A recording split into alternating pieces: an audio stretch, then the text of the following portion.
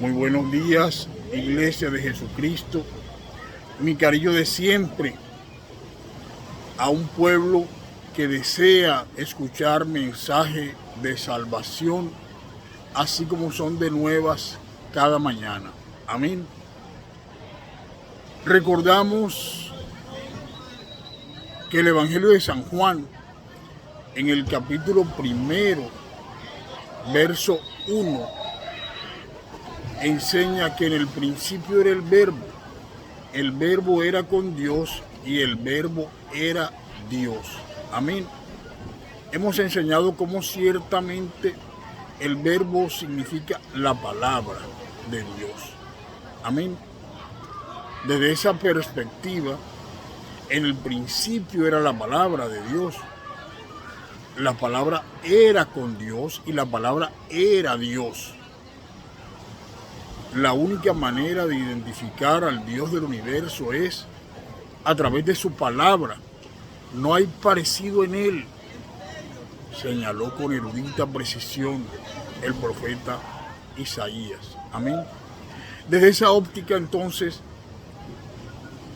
el libro de Génesis, en el capítulo 2, verso 7, dejó sentado del polvo de la tierra, hizo Dios al hombre. Desde luego, él no tuvo que hacer figura con el polvo de la tierra, porque de su propia voz salió palabra de sabiduría, palabra de poder, que señaló con erudita precisión: hágase al hombre del polvo de la tierra, y el hombre fue hecho. Amén. Asimismo, la palabra enunciada, libro de Génesis, Antiguo Testamento, capítulo 2, pero ahora en el verso 22, dejó sentado que Dios llevó al hombre a un profundo sueño y de la costilla del hombre hizo a la mujer con la misma característica. Hágase a la mujer de la costilla del hombre. Amén. Con su palabra, con el aliento de su voz, para su gloria y para su honra. Pero el Dios del universo también tiene la disciplina de probar su creación. Desde esa óptica, como señala el capítulo 3 del libro de Génesis, envió a la serpiente antigua, Satanás, a probar a Adán y a Eva. Ellos no pasaron la prueba, y ese hombre y mujer espiritual que Dios creó en primera instancia fue inmerso en pieles por la desobediencia, e inmerso en pieles transitó durante los tiempos a que se remonta el Antiguo Testamento de las Sagradas Escrituras. Amén. El profeta Isaías, en el capítulo 9 de la imprenta bíblica, a él anotada, hacia el verso 6, dejó sentado: porque un niño nos es nacido, hijo nos es dado, y el principado sobre su hombro, y se llamará su nombre admirable, consejero, Dios fuerte, Padre eterno, príncipe de paz. Lo dilatado de su imperio y la paz no tendrá límite sobre el trono de David y sobre su reino, disponiéndolo y confirmándolo en juicio y en justicia desde ahora y para siempre. El celo de Jehová de los ejércitos hará esto. Amén. Así fue profetizado por Isaías la venida de Jesucristo a la tierra de los vivientes como señal de perdón del Dios del universo para con toda la humanidad. Amén. Isaías también dejó plasmado en el capítulo 40, verso 8 de la palabra de Dios registrada en su nombre: sécase la hierba, marchítase la flor, pero la palabra de Dios permanece para siempre. Y así vivimos, con fe no fingida, con nuestros ojos puestos en Jesús, autor y consumador de la fe. Continuando entonces con Isaías, en el capítulo 53 de la imprenta registrada en su nombre, quedó plasmado. Escuchemos con atención. ¿Quién ha creído a nuestro anuncio? ¿Y sobre quién se ha manifestado el brazo de Jehová? Subirá cual renuevo delante de él, y como raíz de tierra seca. No hay parecer en él, ni hermosura. Le veremos más en atractivo para que le deseemos. Despreciado y desechado entre los hombres, varón de dolores, experimentado en quebranto, y como que escondimos de él el rostro, fue menospreciado y no lo estimamos. Ciertamente llevó él nuestra enfermedad y sufrió nuestros dolores, y nosotros le tuvimos por azotado, por herido de Dios y abatido. Mas él herido fue por nuestras rebeliones, molido por nuestros pecados.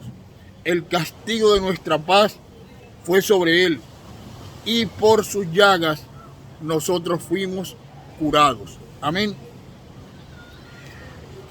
Esta profecía de Isaías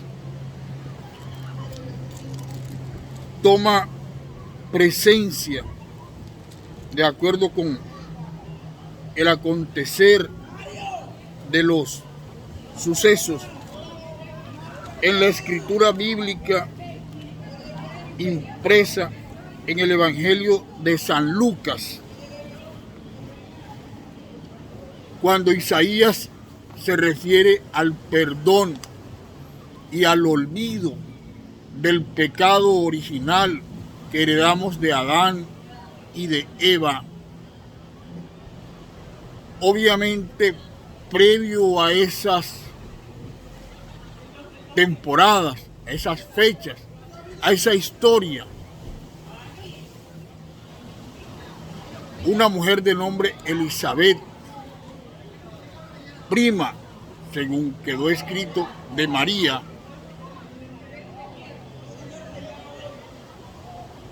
fue concebida por el Espíritu Santo y tuvo un hijo de nombre Juan el Bautista.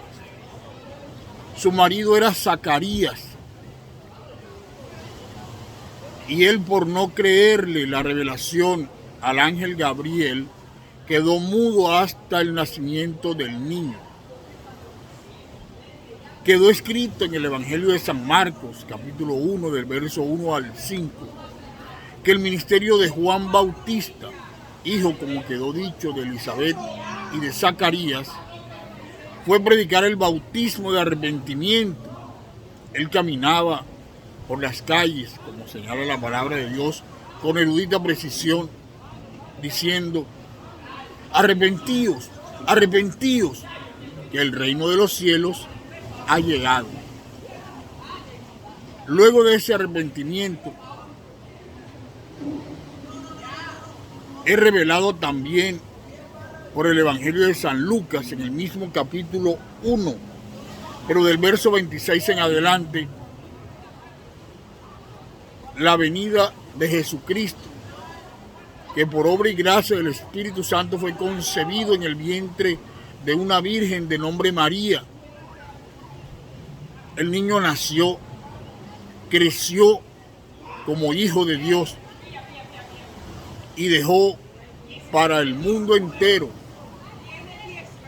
pero en especial para la iglesia de Jesucristo, los postulados de la verdad y de la salvación del ser humano, que es heredero del pecado del primer y la mujer, el primer hombre y la primera mujer, Adán y Eva. Del nacimiento de Jesús deja mucha claridad, con erudita precisión, el Evangelio de San Juan en el capítulo 3, versos del 1 al 5, los cuales vamos a dar lectura para una mayor concepción. Se titula Jesús y Nicodemo. Había un hombre de los fariseos que se llamaba Nicodemo, un principal entre los judíos. Este vino a Jesús de noche y le dijo: Rabí, sabemos que has venido de Dios como maestro, porque nadie puede hacer estas cosas que tú haces si no está Dios con él. Respondió Jesús y le dijo: de cierto te digo, que el que no naciere de nuevo no podrá ver el reino de Dios. Nicodemos le dijo: ¿cómo puede un hombre nacer siendo viejo? ¿Puede acaso entrar por segunda vez en el vientre de su madre y nacer? Y respondió Jesús: de cierto te digo, que el que no naciere de agua y del Espíritu no puede entrar en el reino de Dios.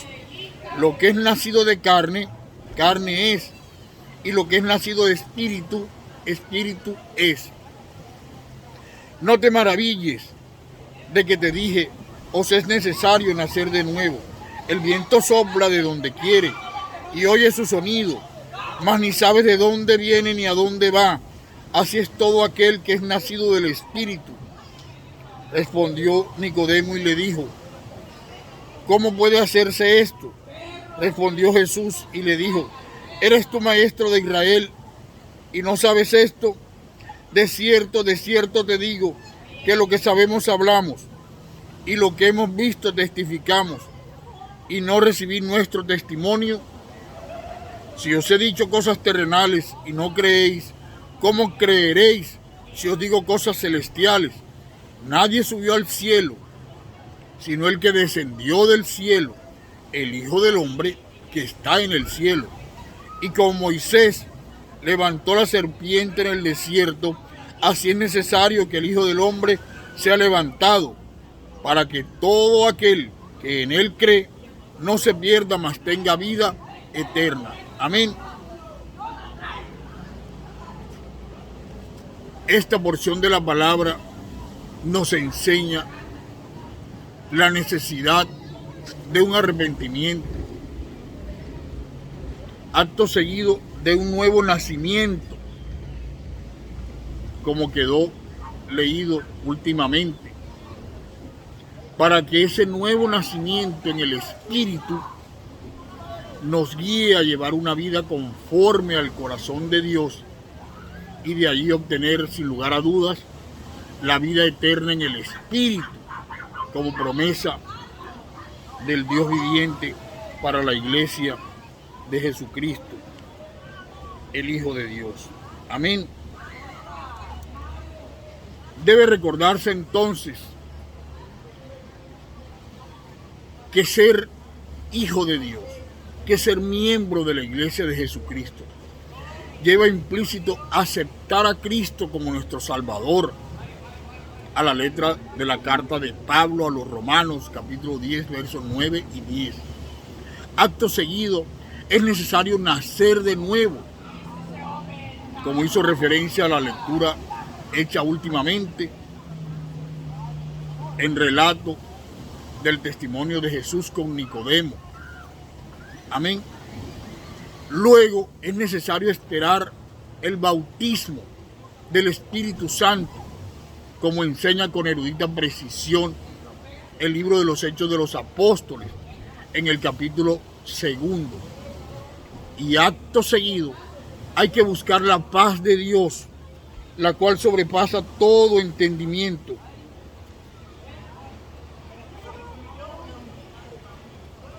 Esa paz de Dios y la santidad nos confirman como ser miembros de la Iglesia de Jesucristo y herederos de una salvación por la cual Cristo murió crucificado en la cruz del Calvario.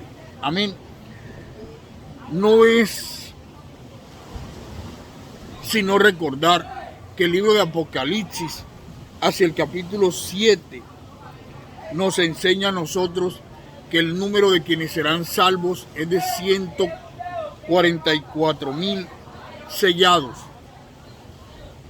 Y nos preguntamos cómo pueden haber 144,000 sellados en una población humanística que últimamente ha sido censada por 8,000 millones de personas. No cabe en la mente humana. Pero el Evangelio de San Mateo, en el capítulo 1,